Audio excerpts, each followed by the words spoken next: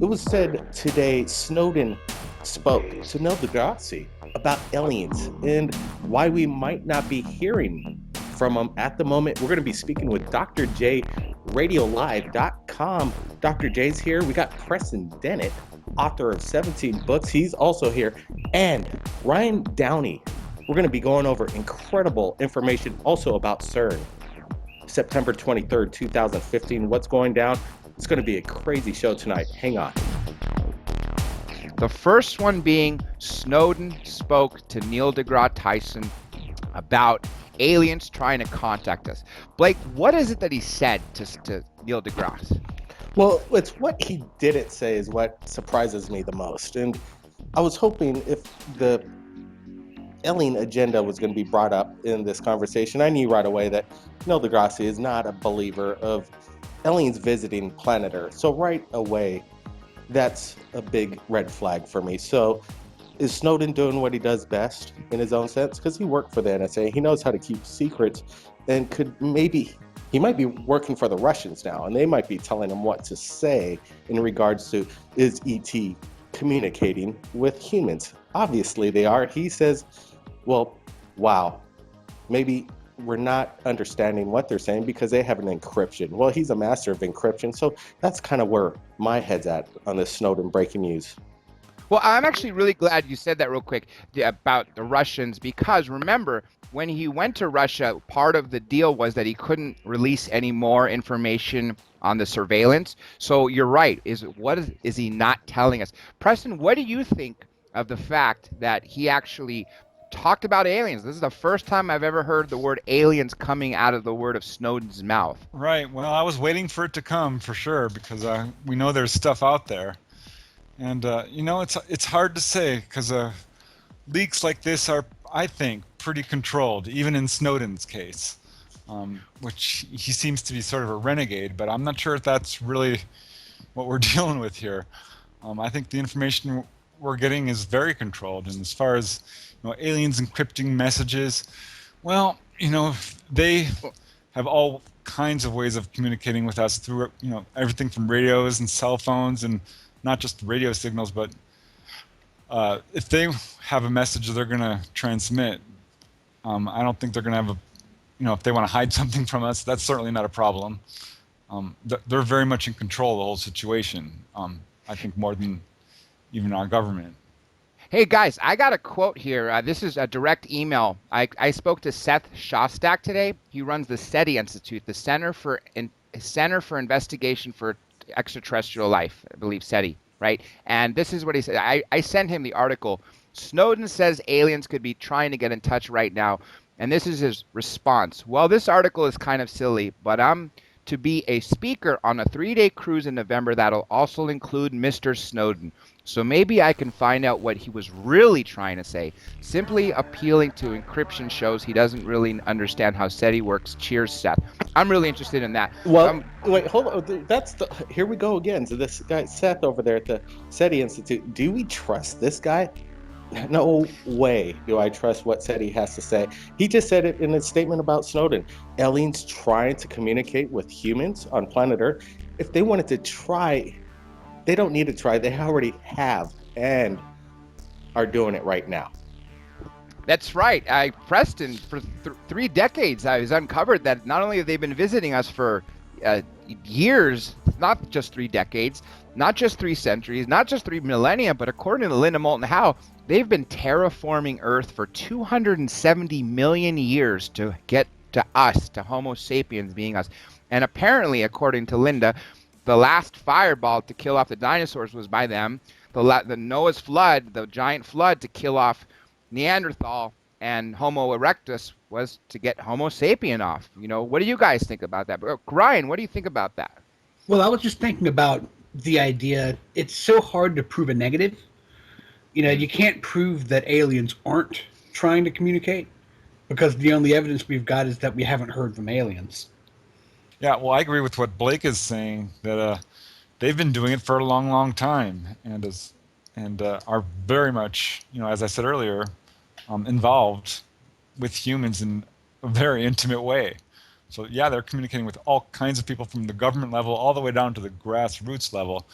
And like you said, they're been controlling us for a very long time. We're kind of their experiment. I mean, if you're going to be honest, they've been very much intervening in our lives for a very, very long time. This is hey Preston, how's it going? It's Blake Cousins. Appreciate it. You know what? I want to ask you a question, Preston, about this. You know, right here at Third Phase, like John was saying, we get a lot of contacts from around the world. We kind of have a pulse on what's going on. It seems, well, it's Right? not what it seems. It seems like we got the pulse, and one of the pulses we've been having for about a month and a half now is this September thing coming up, September 23rd. Have you gotten any kind of, you know, info from people, just friends from around the world talking about this? Yeah, I've heard about it. I've heard, several different versions. There's going to be an economic collapse was one that I heard. Another was that Nibiru, that the twin star or whatever it I is. think Planet I've X. gotten about maybe 30 photos of Nibiru over the Right. past couple of days, just from all over the world. And It, I'm whatever that skeptical is, of doomsday scenarios. I can't help it because I've seen so many come and go. This started right when I got into UFO research. This sort of thing would happen, and then it would pass, and then it would happen, and then it would pass. So I don't know quite what to think of all of this, but yeah, I have heard of it, and honestly, Let, I am a little nervous about the way things are going with society in general. I mean, with the wars and the economy and so on. So I want to get Ryan's takes on this, but let me throw in one thing about the doomsday scenarios. You're absolutely right. We are at a pinnacle right now with the finances. I mean, the banking system's out of control. Just a click of a button, and we're all screwed in essence, and everything. But the doomsday scenarios go back forever. Literally, not just to the time of Christ 2,000 years ago, but in 1666 there was a great fire in London. If you were in the center of London, you couldn't see out except fires around you. What did you think was happening when the year ended 1666? What you saw was 666, and the world was burning around you. To you, it was the end of the world. So, Ryan, what do you think about that? This CERN reactor could cause the collapse or the financial meltdown, or maybe final visitation, whatever it may be that everybody's talking about. Well, it just reminds me a lot of when we were looking at 2012. There were some people saying this is going to be the end of the world. Some people were saying it's going to be a spiritual awakening. But there's going to be something. And like I believe it was Preston was saying, it came and went. So sometimes I think that people are fueling the conversation just build audience or something like that. You know what, Ryan, that's absolutely, I totally concur with that statement. And what I'm just saying here is that the scientists at CERN themselves are saying that they don't know what's going to happen, that they're trying to create or open up multidimensional states, that they're trying to figure out what was the Big Bang and maybe even make many black holes. And they don't even know what's going to happen. So these guys are in charge, and they're in charge of the most powerful machine ever created by man that we know of. And they're doing these experiments, and they don't know what's going to happen. So let me jump in and say one thing. They've been successful at making back black holes. The problem is they can't sustain them long enough. That they've already done that. They've already been able to smash the do we want to particles. sustain it is a big question, and maybe Thank you. There's Yes. some scary thoughts, but yeah, maybe on September 23rd, 2015, it might come and go. But with all the chatter what's going on, maybe something is going to go down. But hey, we might as well as not have heard about it, because that's what they do. They hide a lot of stuff. So we might never know what happens on September 23rd, except a normal day. Right. Then, not to mention, the next day the Pope's coming to visit, and a lot of chatter that's also going to bring some end of the world scenario of what he's going to announce. I mean, that's the chatter that I've been hearing. It might be the end of someone's world. He's been making a lot of people mad in the U.S. A lot of conservatives. Maybe he's going to say he's gay. Well, I'd like to hear him say something about UFOs, which would be, very interesting. Well, the Vatican's definitely been setting up for UFO disclosure for a long time. If any one religion has been putting things out there more than anyone, it's them. First of all, they have the world's largest telescope, and its name is Lucifer. It's actually, Lucifer is an acronym, but why would they name it Lucifer? That's one thing. And they keep releasing stuff, from the actual Vatican about ETs for the last few years. So They you're have to absolutely know the right. truth. I mean, if they're sitting on all that wealth and knowledge, they have to know the truth of what's really going on in this situation, Well, as far as not only UFOs but the whole economic system and who's controlling the world and so on, because they're a part of it. Well, let me ask you guys this, and Blake, maybe you've seen some footage of this. I've actually heard there was a episode of that unsealed alien files, Vatican UFOs, and they showed pictures of apparently an ET that's buried deep in the catacombs with the Pope going back to the 7th century. So apparently they live there. Just as they live in underground bases such as Dulce, New Mexico. Well, Blake? yeah, Dr. J, I'm just thinking about the CERN thing and going back to it again real quickly is why do they have the statue of Shiva out in front? And, it represents, what does it represent? The destroyer of universes. Is this a wink wink kind of thing? Is this some kind of sick joke? You would have thought they would have put something else in front of they destroy atoms, so maybe they are destroying universes that are within atoms, that universes and civilizations that we don't even know about, and they're annihilating them as an experiment. You never know. Let me bring this around full circle back to Snowden, and this goes back to what he said. Speaking of end times, obviously this U.S. surveillance on the world is enormous. In that movie Citizen 4, Snowden revealed that at any given time, there are 1.2 million people on the watch list, meaning fully watched at any level, from every monitor to every position, to every camera, as opposed to the whole world being recorded through metadata. If that's happening already, what is going on with this electronic equipment? Because I have a friend, actually, Blake, you know him, Joe Kiernan, when the TV switched from analog to digital, he bought a second box for his home, and he opened it. Inside is a camera and a microphone. 2007, David Petraeus, or 2010, one of the years, I don't have the article in front of me. He is quoted as saying, "We now have the capability to turn on your recording device on your laptop or your smartphone without you knowing about it." Can you imagine that they're watching you right now, recording it, and you not knowing about it? I mean, couldn't that be something that is leading us to the end of the world? Or the beginning of a new world, too. That's what I'm thinking.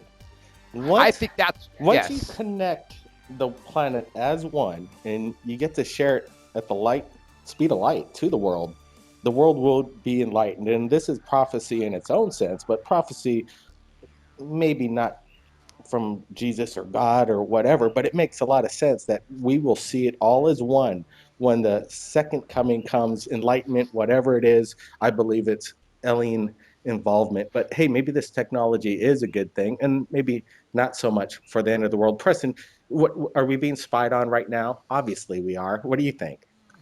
Oh, I have no doubt about it. From the beginning, when I started doing this UFO research, my UFO mail would come back opened. I've had phone problems and email problems from the beginning and continuing to the present day. I have no doubt about it. I've heard that. And I've done some research into this. The little game Angry Birds is actually just a global tracking device. That's its real purpose. So it's very pervasive. It goes very deep. It's very bad news in a lot of ways, I think, to the level that we're being spied on. Absolutely. I don't think people realize how bad it really is. What the end result is going to be is, I think, like you said, Blake, going to kind of be the reverse of what they wanted. It's bringing us all together. It's an information age. I don't know, but stuff is going to go down. This can't go on the way it is. Well, you know what I'm wondering is, there are so many people who are concerned about privacy issues, and yet people can't stop buying smartphones, with GPSs in them. And, they keep buying these systems like the Amazon Echo or the Xbox One. I laugh when people say, what you do is you say, Xbox, stop listening. and then it doesn't listen anymore. And I say, well, then how does it know to come back on? Oh, well, you tell it to start listening. I said, well, then it's listening all the time. I mean, and like, I'm not concerned, that people are listening to me at this point.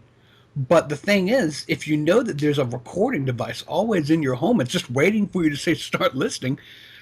Then somebody could get on the other side of it. I mean, how hard could it possibly be? Right. Because we've already had people like hackers that got onto girls' webcams and sold their pictures and and things like that. And these were just nobodies. Right. They have computer hack buzzwords. guys. When the word UFO comes up, that's a buzzword, or things like this. And then they start, paying attention to that, because they obviously can't listen to every darn phone call out there. Well, you guys are absolutely right, but let me close this out, or at least say this, and I want to get everyone's final thoughts on this. Way Snowden basically described it is it's not so much that you have someone on the other end listening to all three of us talk right now, and what the YouTube viewers are seeing right now as we're recording this. It's that the moment we picked up this phone conversation, or this conversation that we're being recorded, this data, like speech recognition software, has been typed up, and every single one of your emails has been cross-checked with text messages, with friends, and the world. It's linked up with the world. That is what's happening on a global scale with 7 billion people who are on the internet or smartphones or whatever. That is how they're monitoring. It's supercomputers with bases, NSA bases all around the world, like the biggest one, the most sophisticated one, codenamed Echelon in the UK. I'd love to get you guys' final thoughts on that and any of these stories. Let's start with Ryan and work our way to the third phase of Moon.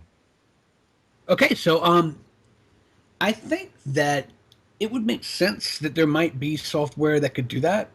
I know that there's libraries of information, that people are sort of unaccounted for. I've seen just regular news stories, not even anything underground, where people were talking about listening to conversations of people overseas, listening to husbands and wives, just things like that, and they actually felt kind of bad, about listening to all the conversations. But I'm wondering if people look at this and say, well, what if someone's trying to go blow up another building? Well, don't we want to know? I mean, the things like that. But people turn over a lot of their own privacy for the feeling of safety. Preston, what do you say? Well, privacy is really an illusion from a spiritual level. We're all very much connected as one. So at some point, if we're all truly an honest society, there would be no reason for any of this.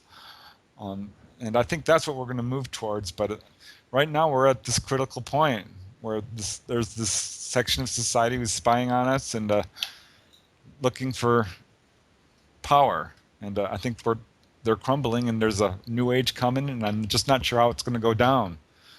So I think it's a very interesting time to, See, what do you think? Yeah, very interesting. Well said, both Ryan and Preston. You know what's interesting as well is that fact, there's been over 130 billion souls that have lived on this planet since the beginning of mankind. So we're here now because of that. And in real time, we're living in a situation that is the epitome of what humankind can do, over 130 billion souls. So the big question is, are we going to wake up?